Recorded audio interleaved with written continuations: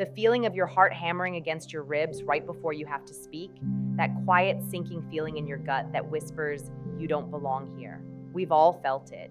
But what if you could silence that voice forever? Not with a trick, but with a science-backed shift? Most people will skip to the tips, but 99% of them fail because they miss the final secret that makes it all click. Mindset shift. It all begins inside, in the quiet, hidden architecture of your own mind. Before we even talk about how you stand, what you say, or how you enter a room, we have to talk about the foundational blueprint that governs every single one of those actions. You see, confidence isn't a personality trait you're born with. It's not a magical gift bestowed upon a lucky few. It is a skill, and more importantly, it is a result. It is the outcome of a very specific and repeatable neurological process. I remember early in my career, I would walk into networking events and my entire nervous system would just scream, abort mission. I'd feel my shoulders rounding, my gaze dropping to the floor, and I would literally be planning my escape route before I even said hello to anyone. I thought I was just an awkward person, that my hardware was faulty. But the science tells us a very, very different story. Our brains are not fixed. They are incredibly plastic. They are constantly being rewired by our thoughts, our experiences, and most powerfully, by our deliberate intentions. The feeling we call imposter syndrome is a powerful feedback loop. You have a thought, I'm not qualified enough, which triggers a physiological response. Your body releases cortisol, the stress hormone, your heart rate increases, your posture collapses to protect your vital organs. It's a primal, ancient threat response. This physical state then reinforces the initial thought. Your brain says, see, I told you we were in danger. My body is confirming it. And so the loop continues, spiraling downward. But what if we could hijack that loop? What if we could consciously and deliberately intervene? This is where the work begins. The first step is what researchers call cognitive reframing. It's not about lying to yourself or chanting empty affirmations in the mirror. It's about finding the objective truth. When that voice says, you're going to fail this presentation, you don't fight it. You question it. You ask, what evidence do I have for that? And then you counter it with your own evidence. I have prepared for 10 hours. I know this material better than anyone in the room. I have successfully presented before. You are literally building a logical, evidence-based case in the courtroom of your own mind. This isn't just positive thinking, it's a strategic realignment of your internal narrative. Every time you do this, you are carving a new neural pathway. You are weakening the old fear-based connection and strengthening a new competence-based one. The second piece of this internal puzzle is visualization, but with a specific scientific twist. Studies on elite athletes have shown that vividly imagining a successful performance activates the same regions of the brain as actually performing it. Your brain doesn't always distinguish between a deeply imagined experience and a real one. So before that big meeting, that crucial conversation, that first date, you close your eyes for just 2 minutes. You don't just see yourself succeeding, you feel it. Feel the weight of the chair beneath you. Hear the sound of your own calm, steady voice. See the nods of agreement from the people in the room. Feel the warm rush of accomplishment after you've nailed your final point. You are pre-paving the neurological road to success. You are giving your brain a memory of a future event, making the real thing feel familiar and safe. This internal work is the 80%. The rest, the external signals we're about to discuss, are the 20% that amplify and broadcast the work you've already done. Without this foundational shift, all the body language tips in the world are just an empty costume. You'll be a puppet going through the motions, and people can sense that incongruence from a mile away. True, unshakable confidence is an inside-out job.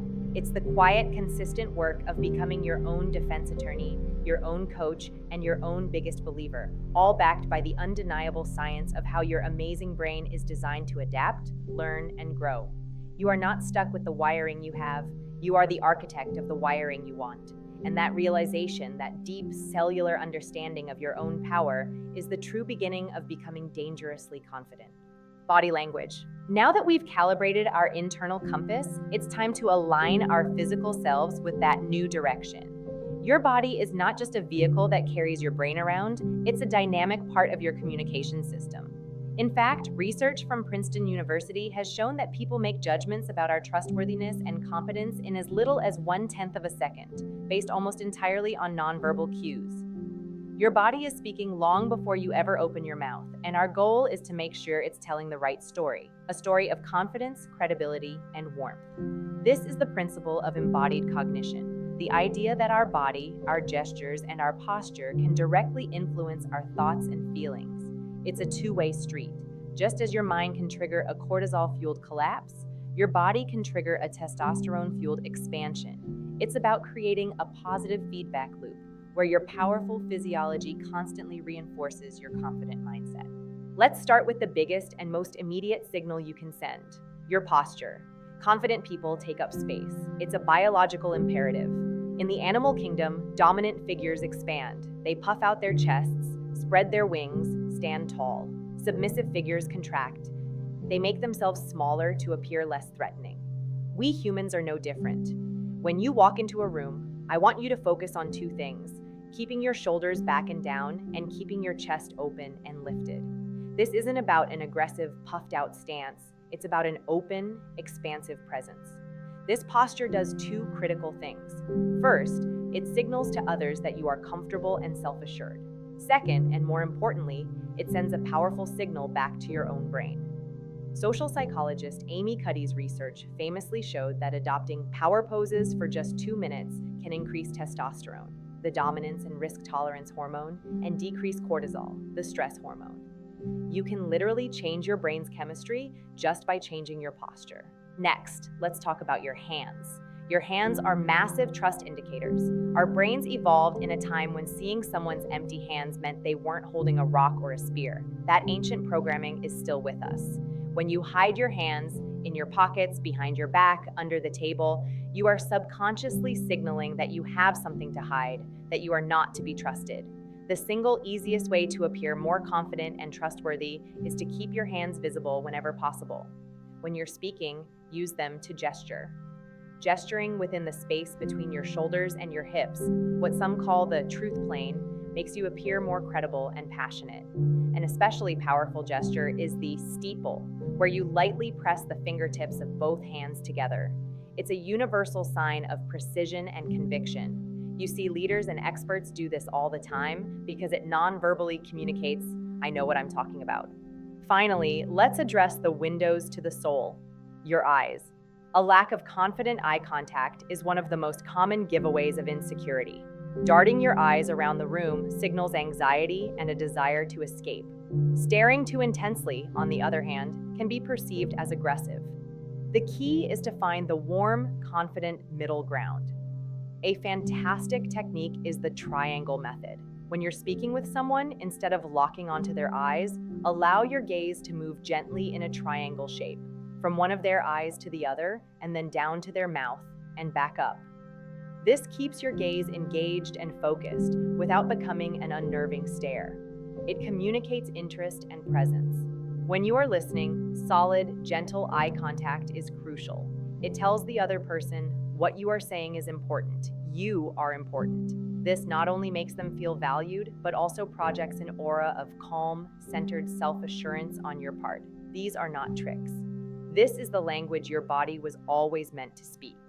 By consciously choosing to be expansive, to keep our hands visible, and to offer warm, steady eye contact, we are aligning our outer expression with our inner intention.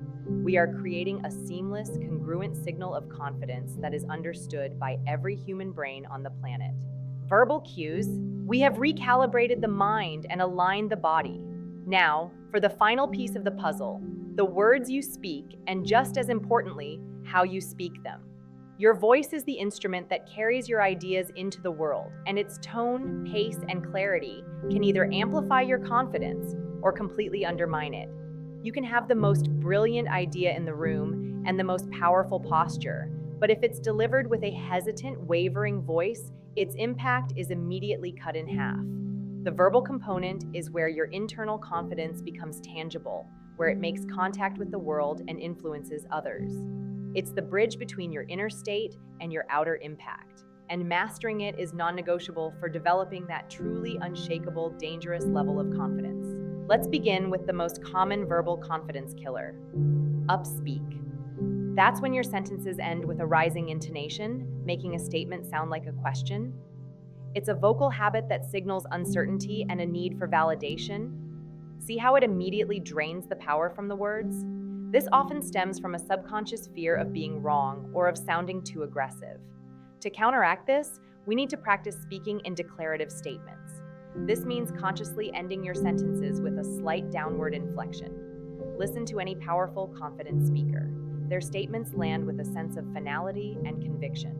This is the plan we should follow. Period. Not, this is the plan we should follow? To practice this, you can record yourself speaking and listen back specifically for your intonation patterns. The goal is to make your vocal tone match the certainty of your message. It feels bold at first, but it is one of the fastest ways to be perceived as more authoritative and sure of yourself. Next is the power of the pause. In our fast-paced world, we often feel pressure to fill every moment of silence. This leads to the rampant use of filler words. Like. These verbal crutches are a dead giveaway of a brain that is scrambling, a mind that is not fully in control of its own thoughts. Confident communicators, however, are not afraid of silence. They understand that a well-placed pause can be more powerful than any word. A pause before you answer a question signals that you are thoughtful and deliberate. A pause before you make a key point builds anticipation and gives that point more weight. The secret is to replace your filler words with a moment of silence. The next time you feel an coming on, simply close your mouth and take a quiet 1-second breath. It will feel like an eternity to you, but to your audience, it will sound like pure, unshakable poise. You are giving yourself a moment to gather your thoughts, and you are signaling to everyone else that you are so in control, you don't need to rush. Finally, let's talk about the words themselves, specifically how you own them. Insecure language is filled with hedges and qualifiers. I just think maybe we could possibly try, or this might be a silly idea, but these phrases are designed to soften the blow if the idea is rejected. They are a form of self-sabotage. To build verbal confidence, you must eradicate these phrases from your vocabulary and replace them with language of ownership. Instead of, I just think, say, I believe, or my analysis shows. Instead of, this might be a silly idea, just state the idea. Here's my proposal. You are not asking for permission to have an opinion. You are offering your perspective as a valuable contribution.